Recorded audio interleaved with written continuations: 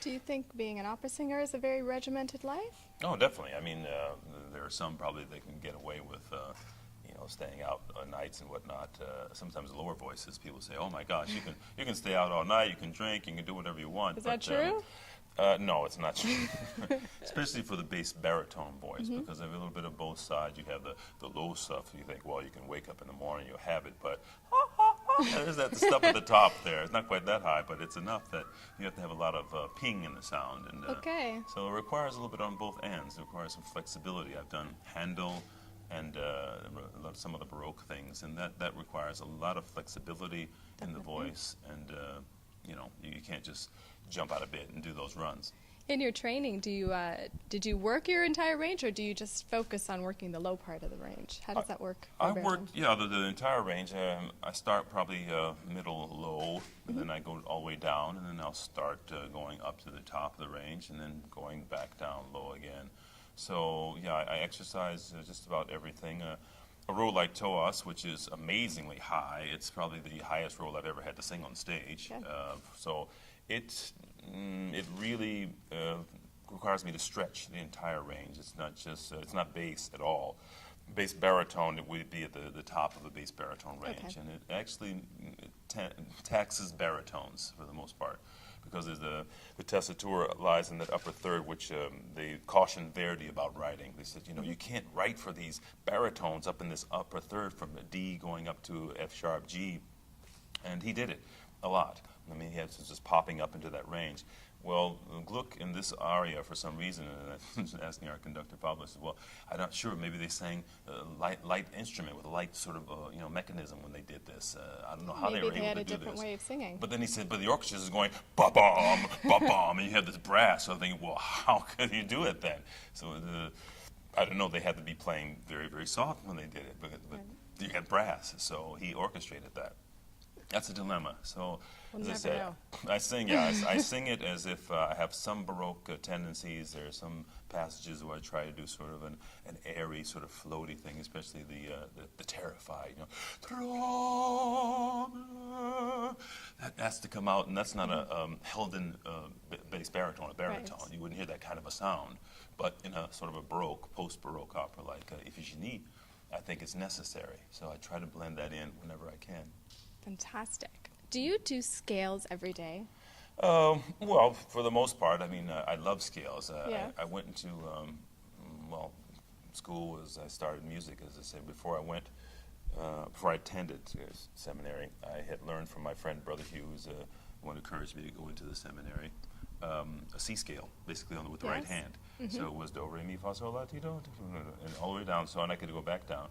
And that was it. So by the time I left, my 4 years, I was doing chair and knee exercises, and I did a lot of Okay. scales. So I like scales. And if anybody would hear me go, they know who it was, because it's me. Okay. I just love the scales, and I play them over and over and over again. So my teacher finally says, Mark, you play these scales so well. It's amazing that you're not actually reading music a little better. Can you not read music? Well, I could read well, but I mean, when I went into the seminary, when I went into undergraduate, I had not done any sight reading. Okay, fair enough. So for me, then it was to start doing organ was something that opened up the possibility of actually sight reading. So I played organ because you have a different manual. Yes. You have the pedals as well as the two manuals. So with those, my piano playing then got a lot better. The sight reading and whatnot. I had one teacher who was called the second best sight reader in the country. This is Dr. Egan, and he would put a piece of music in front of you, and he said, "Okay, read it." And you go through it, and he said, "Okay, next music," and then you go, and so you'd only see one time. Whereas his wife, the one I had been studying with for the most part, you'd work on one piece almost the entire semester. So the contrast of the two was quite good. Definitely. But Now, yes. when you prepare for a role, for example, the role of Thoas, how long do you work with the score before everything is memorized? Well, What's the process? Yeah, I try to get away from the score as soon as possible, because those black notes on that page are really not what music is. That's the composer had an idea, and he started with a pen, and he started putting down things that are an idea, but the music was in his head. He's trying to translate that to you, transmit that to you, the performer. And in order to do that, this medium thing, this go-between. But once that's done, you need to feel what the music is, and you need to feel the words coming off of the page so that they live. The process I have computer program that's pretty old called Word Torture. It's by Hyperglot, and I put all the roles into that word torture. So basically, it goes from the one language to my native tongue, English, back and forth, whether it's Russian, Italian, French, German, Czech. And so when I do that, I can drill the individual words, I can drill individual sentences, and they go back and forth like that. So, and as fast as I want. So I can do them quickly at 4 seconds, you know, blah, blah, blah, say the sentence, blah, blah, blah, say the sentence, or I can type one in one at a time.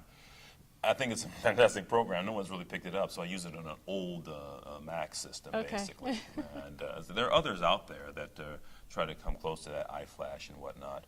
But so those are the words, and I have, as I said before, the story that I try to pick up. What do you think is the most important part? Is it the singing part, or the acting part, or the text, or what of everything you have to learn as an opera singer? What is the biggest, most important thing to you? Well, the words are definitely. I mean, I try to find how the words are inspiring the melody, the music, and then I try to put them together. Many times you just hear the melody, and then you try to understand how these words will bring that out. So it goes back and forth. The sense of solfeggio, going back to my teacher, who the piano teacher that did a lot of the studying with, I went through solfeggio for the first time because I thought, well, I need to have a tool for sight reading. And I did that, and it was a hindrance at first, and I think she even said that. She says, you know, man, I think maybe you're taking more time trying to remember the syllables than you are actually reading the notes. Okay. So I thought, oh, that's interesting, but I didn't give up. I even read a book recently, Lies That My Music Teacher Told Me, and I think that was another one of those things that he said, well, it's more of an obstacle than an actual help. For me, though, I remember Cesare Siepi reading one of his notes saying that whenever he had some vocal problems, he'd go back to his teacher and they'd just do solfeggio. Okay. So basically, I started with the syllables, just do, re, mi, fa, sol, la, ti, do. But I wanted to do more than that. I wanted to make sure I had each of them, so I did the middle syllables. Do, di, re, di, mi, fa, fi, sol, si, la, ti, ti, do, ti, te, la, le, so, si, mi, re, la, do. So I went up and down, and I do that all the time. I do that with the music usually, especially if it's Handel or Rossini, where I want to be exactly precise when I'm singing the notes.